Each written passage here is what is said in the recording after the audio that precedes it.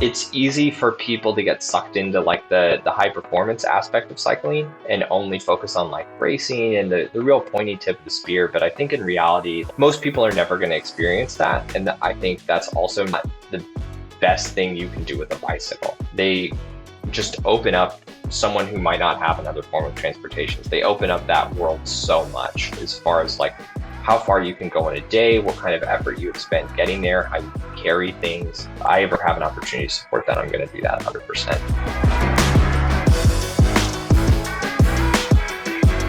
Joining us in the studio today is an American track cyclist known for being the first person to complete an individual pursuit in under 4 minutes.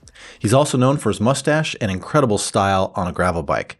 And if that wasn't enough, he's also married to an astronaut. Please welcome Ashton Lambie. Hey, Ashton. Hi, thanks for having me. Good to see you again. We won't tell the world that this is our redo. I guess we just did. Ashton, where are you calling in from today? Today, I'm calling in from Indianapolis, Indiana at the Zip headquarters. Oh, nice. What brings you there?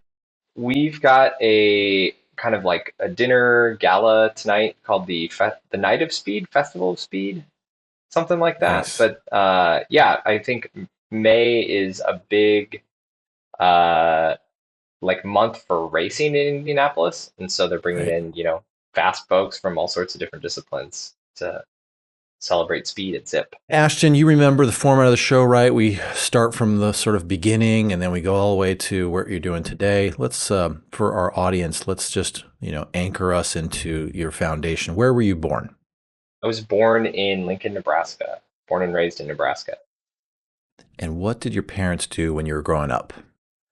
My dad worked in marketing for a while, and now he runs his own landscape company. And my mom is a loan officer for a real estate company. Okay. You have any brothers or sisters? One brother, and he works with my landscape company. Oh, nice. Yeah, Is it a family biz? yeah. I mean, it's a pretty big company, but yeah, primarily run by my dad and my brother. Yeah. Nice. Nice. Did you ever think that you would go down that path? It came up. I mean, I think I definitely could have, but I've worked in bike shops on and off since I was like 15. And so just like always really drawn into cycling, even the the sort of industry part of it before I started racing professionally. Ashton, what kind of activities were you into as a kid?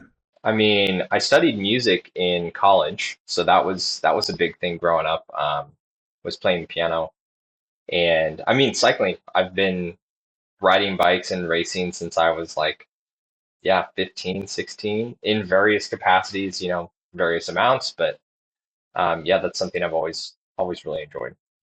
Before the age of 15 though, like did you play soccer or t-ball or Yeah, do I any other mean, sports like that? yeah, in Nebraska, football's really huge, so I played football a little bit. I ran cross country. I played soccer. I mean, yeah, pretty basic stuff like that.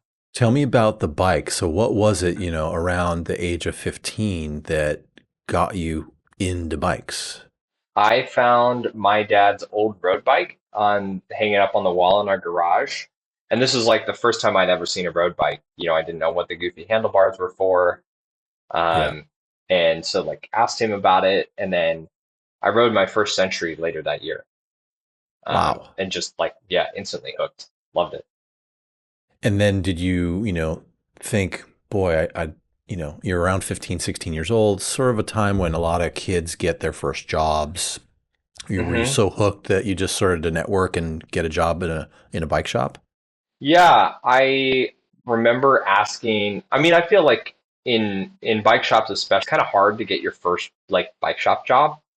Hmm. Um, everybody wants to work at a bike shop, but nobody has experience. And I think a lot of people that work at bike shops don't want to spend a bunch of time teaching a kid how to true a wheel. And like, I get that. Like, it's kind of if you're busy and you're like backed up on work, it's not fun to teach other people how to do stuff. You're like, well, I could just be doing this right now. And so Yeah. yeah, there was a smaller shop in town called Joyride Bicycles that's unfortunately no longer. But yeah, that's kind of where I cut my teeth as a mechanic and work in sales there too. But Okay. I did that, and I worked a lot of other like kind of odd jobs as a kid. Tell us about some of those. You say that with a Uh, smile, so I'm thinking there's something yeah. fun in there. Well, I sold pizza at the Husker games, the Rad. football games for some years. I worked at a country club in college. I worked at a mowing company. I worked at a zoo for a while. Yeah, I kind of had a lot of odd jobs. What'd you do at the zoo? The Lincoln Children's Zoo had a program called Zoo Crew where it was basically an internship and you applied and then you would it's a children's zoo, so it's a very interactive zoo. Yeah.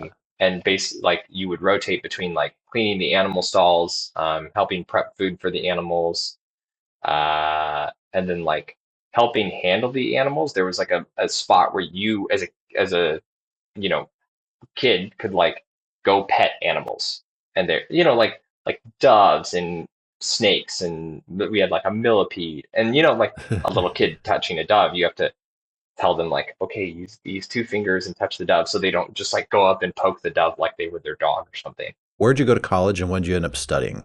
I went to school at Hastings College, which is a small school in South Central Nebraska, and I studied music performance and business administration. With those degrees, what were you thinking you wanted to do as a quote unquote adult Yeah, I mean, professionally? I think I was hoping to do some sort of music teaching. I really enjoyed like the pedagogy side of it and teaching people and just sort of the method of learning and teaching. But I was also like still quite into cycling at that time and really exploring that avenue. Rumor has it you also play the accordion, is that right? I do, yeah. I don't currently have one. I sold the last one I had, but yeah, when I graduated college, it was like I've been playing piano, for over a decade. Um, and then all of a sudden, like I graduated school and didn't have a piano, and I didn't really have the means or it's not a portable instrument. Um, Right. and so I didn't really have the means to like have a piano at the time. But my roommate had an accordion, and half of it is the same thing, and so the other half's pretty easy to figure out. So Can if you're traveling around the world and you run up across one of those pianos in an airport, that's like, come play me, can you just sit down and play something? Do you have all that? no, it's been a really long time since I played. We're Me and my wife Chris are getting one, but yeah, I'm gonna have to practice for a little while before I can just hop in an airport and jam out. Okay, Ashton, then back to college. So you graduate music and business. What was your first job out of college?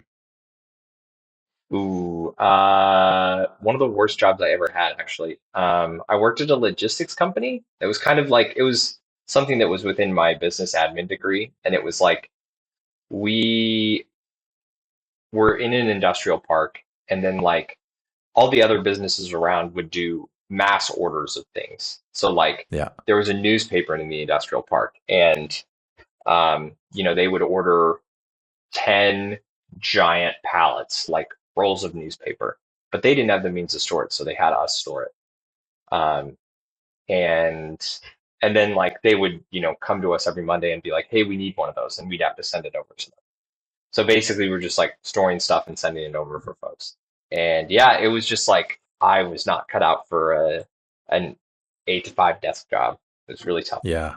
So I made it a month, and then I was like, "Hey, I really don't feel like this is working out. Can I put in my 2 weeks?" And they're like, "It's okay, you can just leave." And I was like, "Oh, great! I don't have to hang another Wow. 2 weeks of this." Wow. Were you racing bikes all along during that time, or when did the sort of bike racing and adventure thing come in? Yeah, I was doing randoneering and brevets around that time. So I did those for a few years in college, and then kind of stuck with that. I was starting to get into gravel racing in in college, like around Hastings. There's some really nice gravel roads, so that was kind of when I started to get into ultra distance stuff. And then was there, one particular event that stood out at that time that sort of got you and said, you know what, I want to figure out how to get paid to ride my bike? Well, it was. I mean, so lived in Kansas for a while and worked at Sunflower Bike Shop down there. That was like one of the next jobs I got out of college. Um, and I mean, there were a lot of gravel. There still are a ton of gravel races around Lawrence, Kansas. Yeah. I mean, you can do a gravel race every weekend there, and it's phenomenal riding. And that was kind of the first time where someone actually like offered to pay me to ride my bike. They were like, "Hey, you're winning these local races. Like, this is awesome. What do you need to get to the next level?" And I was like, "What do you mean? Like, I just need to train more." And they're like, "Well, yeah, but like, what do you need to train? Like, if you work less, could you train more?" I was like, "Yeah."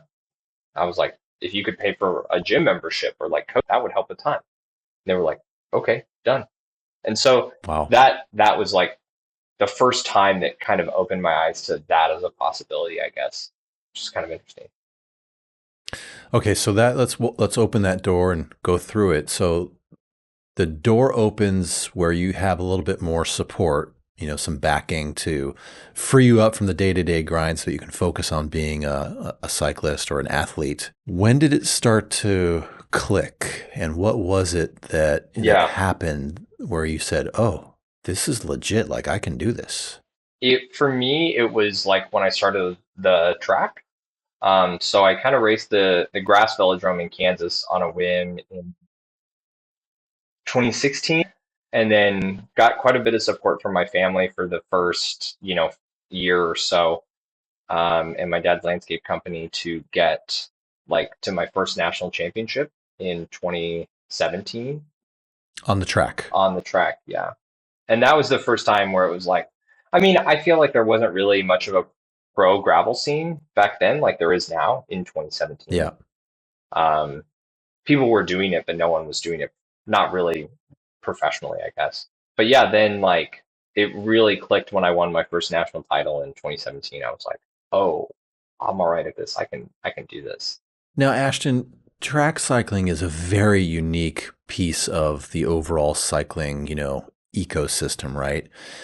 It's very unique. It's very small. It's got a spotlight on the world stage and in the Olympics, but there's a bunch of different categories within track. Can you let's spend a minute and just educate me and our listeners about the sort of the top track events and which is the one that you fell into? For sure. So track is essentially split into what I would call two different sports. There's basically the sprint events and then the endurance events. So sprint events, and there's six that are Olympic disciplines. Um, so sprint events would be team sprint, match sprint, and the Keirin. Those are the Olympic disciplines, and there's some other like 1 kilometer time trial. I would consider that a sprint event. And then for the endurance side, there's team pursuit, Omnium, and the Madison are the three Olympic events. And then there's individual pursuit. Sometimes they break out components of the Omnium into individual, like points race, elimination, scratch race. Sometimes they have those at World Championships. Which was the one that you gravitated to? I gravitated towards the team pursuit.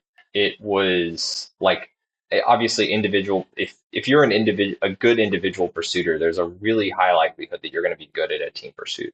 They're very similar events, but individual pursuit is not an Olympic event. So like I couldn't go to the Olympics for individual pursuit. I could for team pursuit, and that was my goal. What does training look like for team pursuit? And, I guess you get, if you're in team pursuit, you're also doing individual, but what does training look like? I mean, your legs have to be massive, right?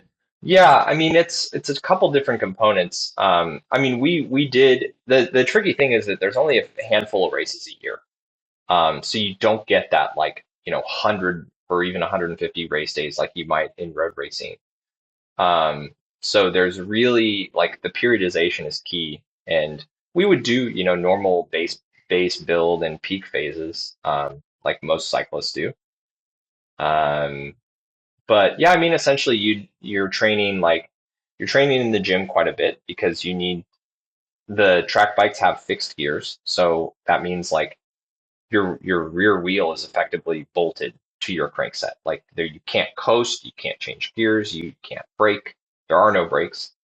Um, but you also have to start that gear off the start line. And so when you're trying to get up to 64 kilometers an hour from a dead stop, like that's a lot of fatigue. And so if you're stronger, you can go the same speed with less fatigue, or you can go faster with the same fatigue. So we did a lot of gym stuff. We did gym pretty much year round. Um, and then before a competition, we might be in Colorado Springs for a few weeks to kind of like freshen up and work on more of that technique stuff with the track, because team pursuit is quite technical. And then we'd go over to wherever the race venue was. Like if we had a race in Europe, we might go to Poland and be over there racing on the track for 2 weeks before we go to wherever it is, either Poland, Belarus, wherever. You mentioned Colorado Springs. So did you eventually qualify and get onto Team USA? Yeah, I was on the national team for a few years. Yeah. We didn't make it to the Olympics though. That was the bummer. But you've had some incredible success on the track, right? You've got national championships, and you eventually parlayed that into a world record, right? Tell us about that path and that journey, and what did that look like? And you didn't necessarily do it your first time, right? Well, so I got my first world record in 2018. Um, and that was one that was like a little bit of a surprise. I mean, the record had been around for 10 years at that point. Um, and it was like we were going to Aguas. I knew it was a fast track, and it was one of those where like I think my PB at the time was like a 4:18. And so I was like, if you kind of logic yourself into that and you're like, well, uh, I rode a 4:18 at a slow track, and like I wasn't peaked for it. And so like, if I go to altitude, then, that's 5 seconds off of LA. So that puts me at a 4:13, and like, well, maybe I could eke out another 3 seconds with like a little bit better form going into the race. But then to like come out and do a 4:07, and everyone was just like, what the shit just happened? Like, who is this guy? And so, I mean, that was another huge stepping stone. But yeah, then like eventually it accumulated all the way to the sub 4 attempt in 2021, which, yeah, I didn't get it the first time. I went down to Mexico, and the first day I rode a 4:02, which is a real bummer. 4:02 still 5 seconds better than that 4:07, though. Yeah, yeah, it was I mean, it was a steady progression over like 3 years. Was that 2020 or 2021 that you did 4:02? 2021, I think. And then well, tell us about that, right? So you went down to Mexico, also a fast track. You were going for a sub 4 record then. Mm. What happened? Why didn't you make it? I went out. There were a couple things. Having Chris down there to kind of like watch and help, and just kind of keep me even keel for those 24 hours was huge. But I mean, I think it was a rough start. Like the gate wasn't set up as well as it could have been. I got a little unfocused on keeping a good line, and drifted up through some of the corners, which is, a few tenths here and there. But I think the biggest one was just like the lack of pacing. Like I think I went out. I do this a lot. I go out too hot in like the first 2 kilometers, and then it really, really punishes you in the back end. Let's talk about pacing. To set a world record attempt, you can't have a pacer, right? No, so I had to be on the track by myself. Yeah. Yeah. So there's nobody I'm trying to catch. Yeah.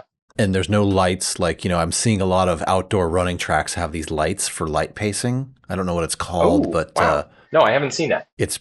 So you basically, it's just an electronic pacer, right? And all you have to do is keep up with the lights as the lights go around the track. Huh. And if you're aligned with the lights as you go, then you're on pace. You're on that time. Yeah. Yeah. No, we didn't have that, but that sounds cool. I'm into that. You don't make the sub 4 attempt, your first shot. Yeah. What was then your thinking and the journey to then, do it the next time? And how long did it take to get to that next attempt? I did it the next day. And I mean, really, like, I feel like I was functioning on like 3 brain cells that 24 hours. And like Chris really kept me like level headed and kind of just was like, okay, hey, you didn't get it. That's fine. Like, let's get out of here. Let's get you some food. Let's get you back to the B&B. Like, we're going to chill out. We're going to come up with a game plan. And she fully, like, her belief that I was going to do it the next day and that confidence was like contagious. Like, it was Really? yeah, having her be like, hey, look, you did this. You got a really hard opener. You know what you need to work on. There are like easily fixable things.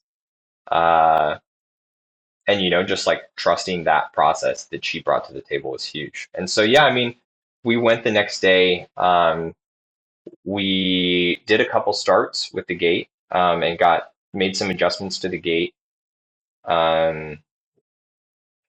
We went back to like chill at the Airbnb before the attempt.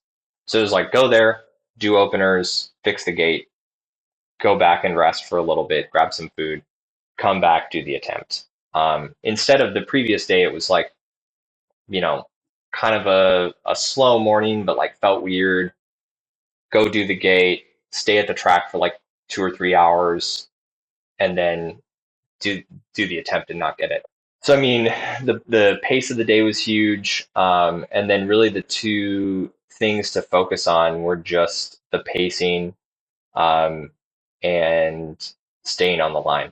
What an incredible, I've seen photos from that day, and what an incredible accomplishment. What was the record? So you did 4:02 the previous day. What was the record prior to that? It was I was a few tenths shy of the existing record. Yeah. Pretty darn close. And then to smash it the next day, I mean, that's pretty impressive. Yeah. Yeah. And does that record still stand today? No.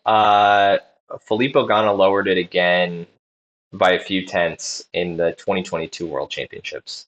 Oh, man. Well, I mean, they're there to be broken. I'm okay with it. He's a good dude. Like, yeah. I mean, because we've been trading the record back and forth since I broke it in 2018. And I mean, to be trading world records with that guy is unreal. Like, he's an incredible athlete. Yeah. Do you think we'll ever see you back on the track to trade it once again? I don't have any plans, but like, you never know. Never say never. Yeah. Yeah. Ashton, did that open up some new doors for you, or what'd you do after that was fun and exciting? Yeah, I mean, I think not going back to the track was kind of a tough decision, and like I think people were really supportive. I think that wasn't like the normal decision that a lot of cyclists would make, where it was like, hey, I did the sub 4, I got the world record, and I won world championships all within like 2 months, and I was like, right. Look, man, this is everything I can do with the individual pursuit. Like, I could go back and win, try to win worlds the next year, but like, I already did it. What's the point? And so there were other things I wanted to do. And the Lifetime Grand Prix was taken off that year. So that was, that was my big challenge for 2022, was doing the Grand Prix. And so the Grand Prix, for those listening that don't know about it, that's Lifetime's gravel series over a course of a year at several different events, right? How many was it in 2022? 6 events. And did you compete in all 6? No, I didn't. I did the course for Big Sugar, but didn't do it the day of the race because me and Chris got married. Got to have your priorities. I know. Yeah. Yeah, no regrets on that one. Did that put you out of the contention for the overall win, though? If you skip one, what are the rules? Well, for starters, I was not in the overall contention at all. I was like contending to not get last in most of those races, just because like I feel like gravel racing has grown a ton, and then the level of competition has also grown a ton, and the courses were really hilly. Like, you need to be a good climber and you need to be a good mountain biker. And I'm not either of those things. And so that was like the whole season was just really tough for me. And it was challenging, which is like exactly what I wanted and what I was looking for. And it was really fun. But yeah, so the way the rules worked was like you could drop one race, but if you had to compete in the last race or you like weren't in the standings. So I wasn't in the standings.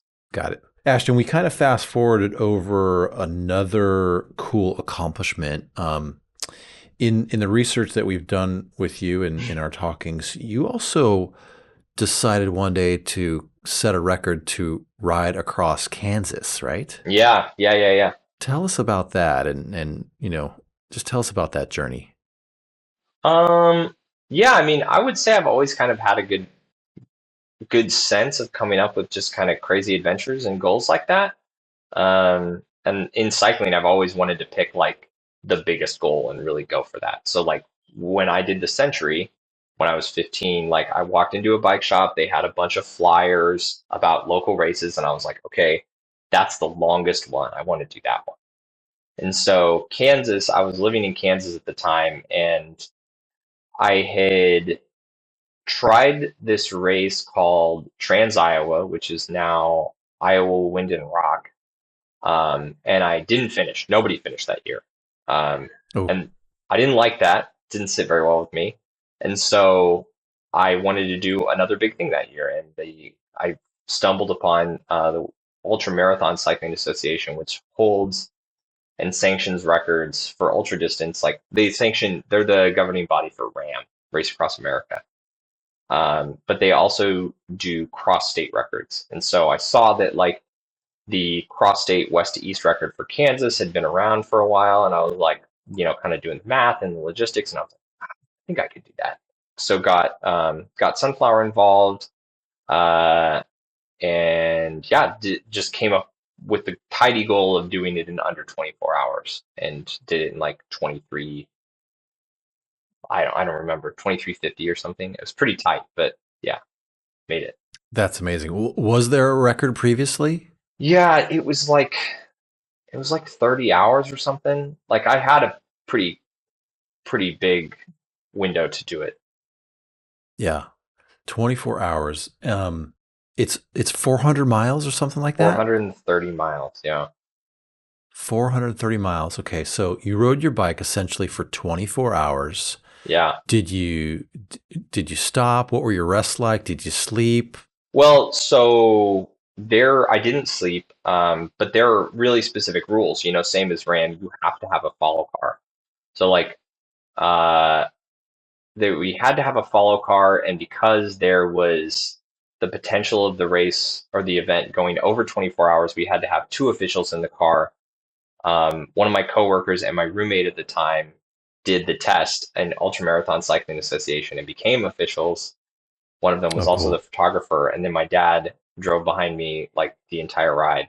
Uh, yeah, because I mean, overnight you have to have a car behind you, and there's all these rules. You have to have like a specific square inch of reflective material, like this kind of reflective material Right. standard on the back of the car. Like so, I mean, in that sense, it was good. Like you can make pretty good pace if you have people bringing you food constantly.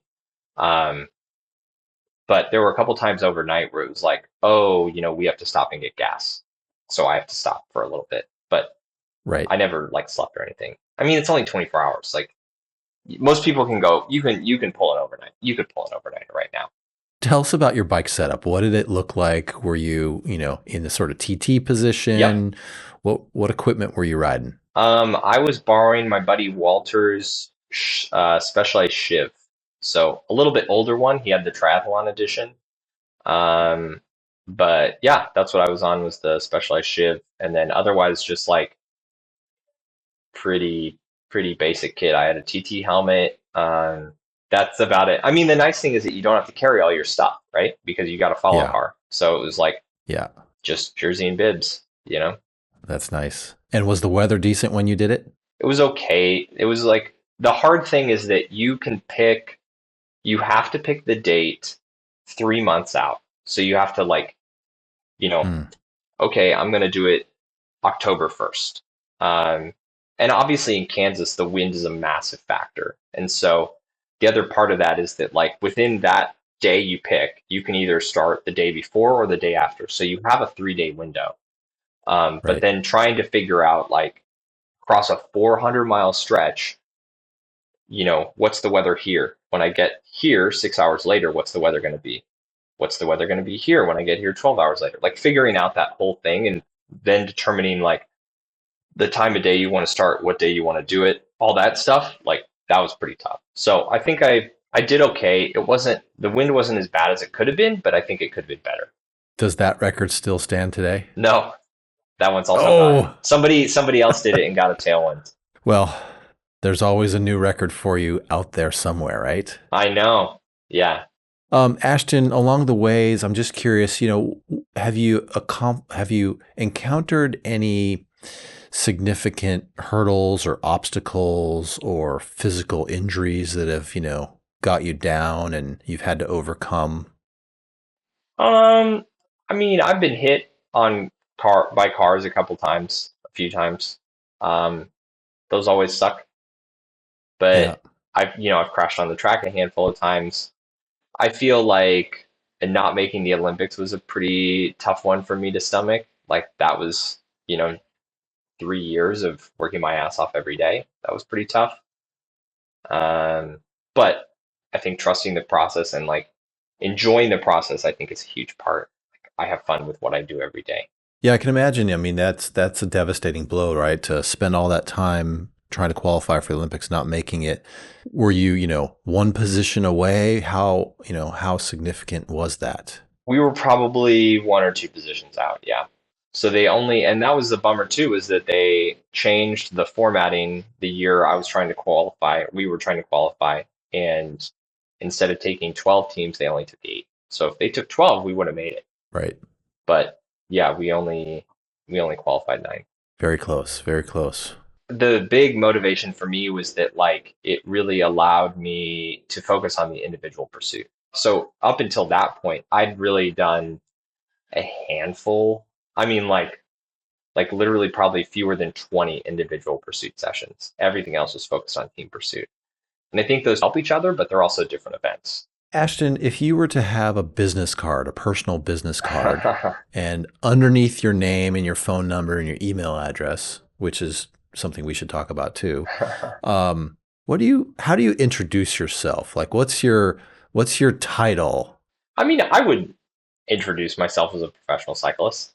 Um, it's how I, earn a living. The adventure part of it is huge, but like I wouldn't put myself as a job title as an adventurer. It's definitely more dynamic than just like, oh, I do the same 8 races every year as long as I can.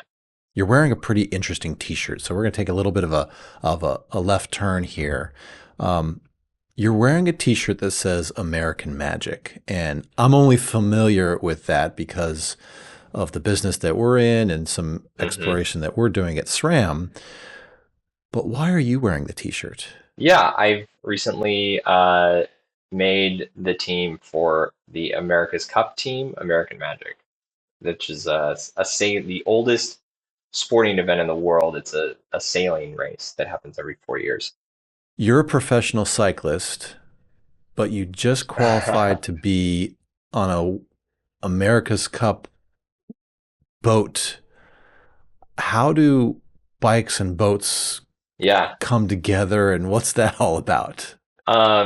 Well, so the rules of the America's Cup change every 4 years essentially, and the boat design has changed. Traditionally, the sail controls are powered or have been powered by like hand cranks, like a lot of other sailboats. Right. But for this cup, they're being powered by pedal power, so like crank power.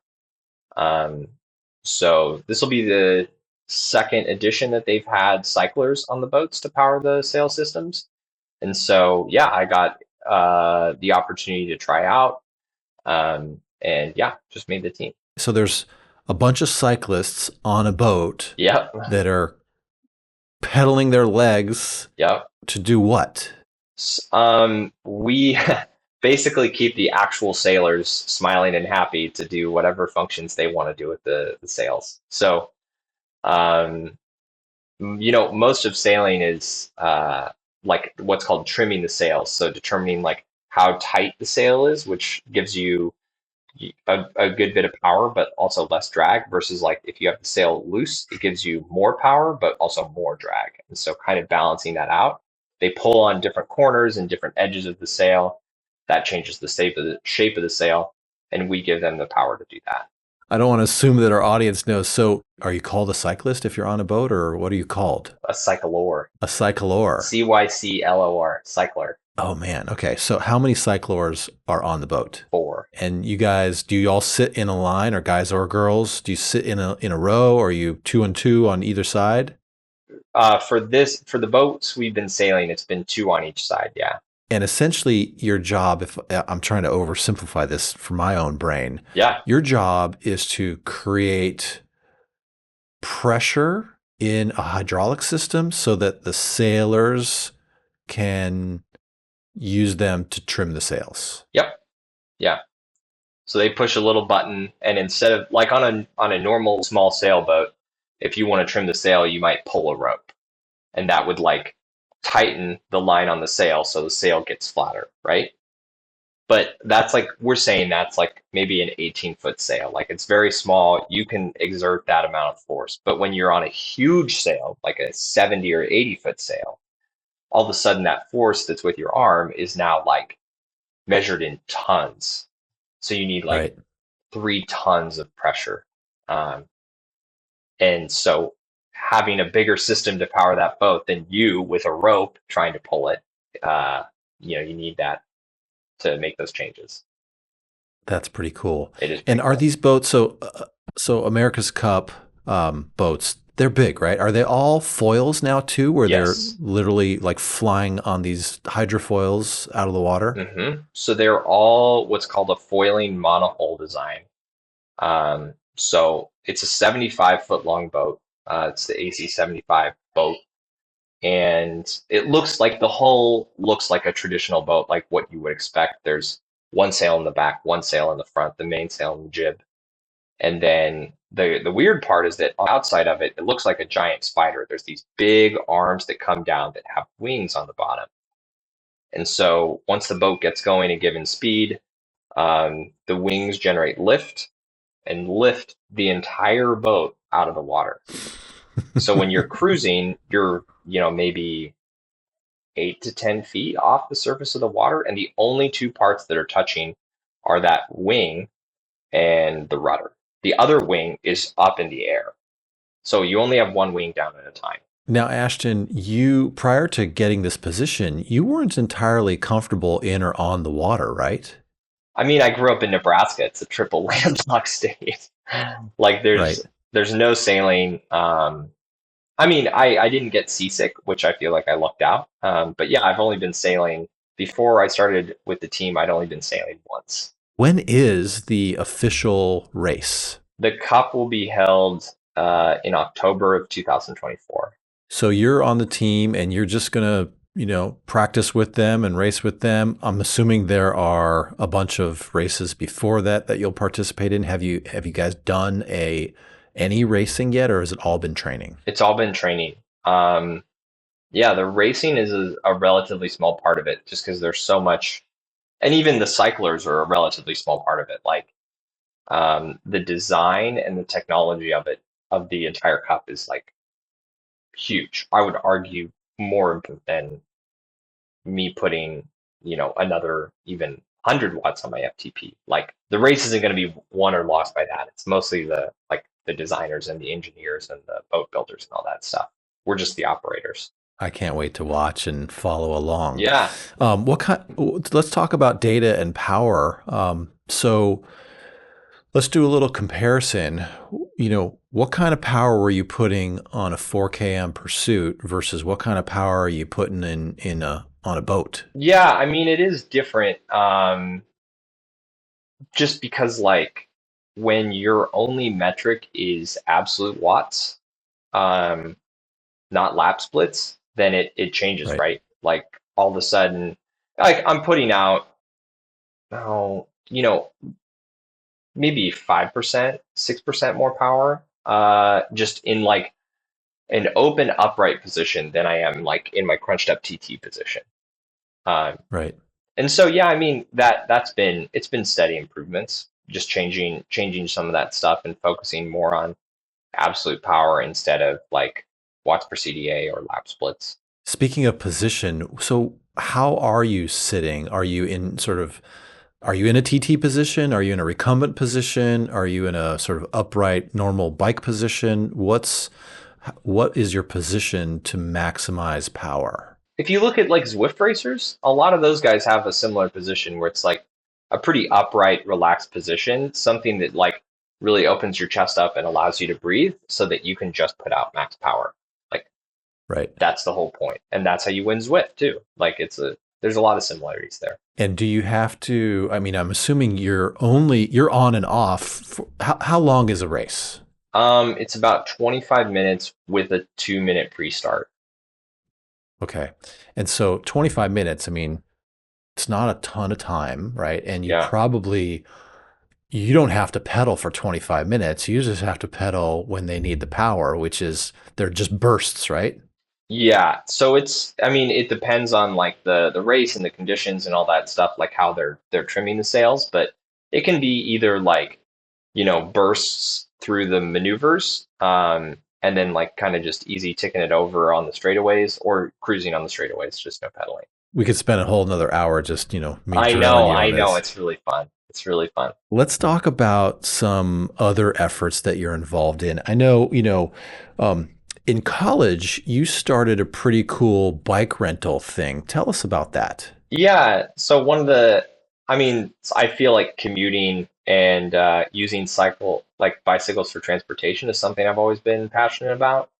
When I was in college, I started what was called the Bronco Bike program.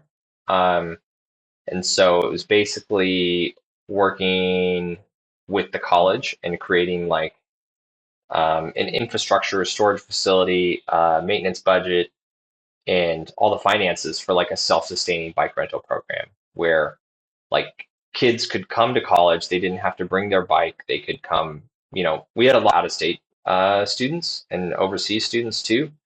And so they could show up and have a bike for the year for $50, or no, for a semester for $50. And that money covered, average maintenance on a bike, like flat fixes. It got them a helmet and a U-lock, and then they could ride all over campus. Does that program still exist today?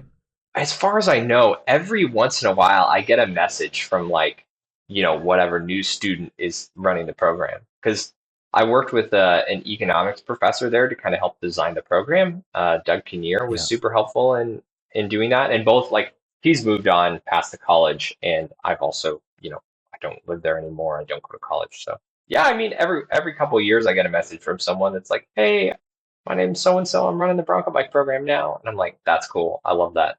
I love that it's still in existence." You also have a soft spot for World Bicycle Relief. I do. What is it about World Bicycle Relief that excites you or resonates with you? I mean, I just think it's easy for people to get sucked into like the high performance aspect of cycling, and only focus on like racing and the real pointy tip of the spear. But I think in reality, like most people are never going to experience that. And I think that's also not the best thing you can do with a bicycle. Right. I think bicycles are like this unique, relatively low maintenance form of transportation, that are incredibly approachable and super efficient. And they just open up someone who might not have another form of transportation. They open up that world so much as far as like how far you can go in a day, what kind of effort you expend getting there, how you carry things. And so that's something like if I ever have an opportunity to support that, I'm going to do that 100%. Yeah. Something I feel really passionate about. That's cool. It is an amazing organization. I too feel similar. And I'm always impressed at how far a bicycle can impact someone's life. It's huge. Ashton, when we introduced you in your bio, I referenced that you were married to an astronaut. Tell us about that, at least as much as you can. Yeah. I mean, my wife, Christina Birch, is doing her astronaut training with Crude Space Flight Center in Houston, Texas. Yeah. Is her goal to go to the moon, to go to Mars? What's her dream fantasy? I mean, I think like everyone's goal is to, go beyond the International Space Station. I think she would be super, super excited with any any space flight opportunity she got. I mean, all of them would. It's an incredible opportunity. Has she shared some of the training that she has to do and made you participate in some of that as well? And what does that look like? A little, like, I enjoy, like, even before I got the job, I've been a huge space nerd my whole life. Like, as a little kid, I remember when the Mars rover landed, and like having, I printed out every page I could find about it in like a little 3-ring binder, and like I studied it and looked at all the photos. And so, yeah, I mean, we talk about her training quite a bit. And it's really varied. Like, she, they cover everything from like geology to systems management on the ISS to dental training. She's got to learn Russian, flying. Like, they do a lot of training flights in the T-38 trainer. And so, I mean, there's opportunities I have to, like, if she's taking a flight in the T-38, I'll follow along and see what she's doing. Yeah. Like, I always have fun with that. I'm trying to learn Russian. It's really hard. You just mentioned the Mars rover. I just recently watched that show. Was it Goodnight Oppie or something like that, where they documented the 2 Mars rovers that they sent into Mars, and they, outlasted their prediction of how long they were going to last by years? Yeah. The Mars rovers, I feel like that program has been a phenomenal success. Ashton, we are almost out of time, but there is one last section of the show that we like to do with everyone. It's our speed round. It's our this or that. 15 questions, this or that. You just tell us what you like, okay? Let's go. All right. Pancakes or waffles? Waffles. Coffee or tea? Oh, coffee for sure. Just one or like several throughout the day? I'm usually a 2 coffee a day kind of guy. I have one in the morning and then one around like 1 o'clock. Tacos or burritos? Burritos. I just like how I want some heft, I don't want to sit down and eat 5 burritos. Or 5 tacos. I want one big ass burrito. Spicy or mild? I mean, I like some spice. Depends on how spicy it is, but yeah, I would say spicy. Cold weather or hot weather? Hot. Oh my God, hot. It's too cold here. I don't know how people live here. If you had to ride in the rain or the snow? We just talked about the cold weather. I would take 20 degrees and snowy over 40 degrees and rainy, but I think my ideal weather would probably be like 75 or 80 and rainy. That's ideal. Mountains or the beach? I think along that same veins, probably beach. It depends. Cities or suburbs? I would say city. We've lived in Houston now a year and a half, and it's the first big city I've lived in, and I really, really enjoy it. And you guys are in Houston primarily for your wife's location, right? Mm-hmm. Okay. Cars or trucks? Cars. I mean, I don't feel like I have a super strong affinity towards vehicles anyways. Yeah, you should have just said bikes. Bikes, yeah. I would agree, bikes. I could, but now that boats are in your life, I mean, it's going to be tough to decide, right? I still really like bikes. Are pretty utility, man. Pavement or dirt?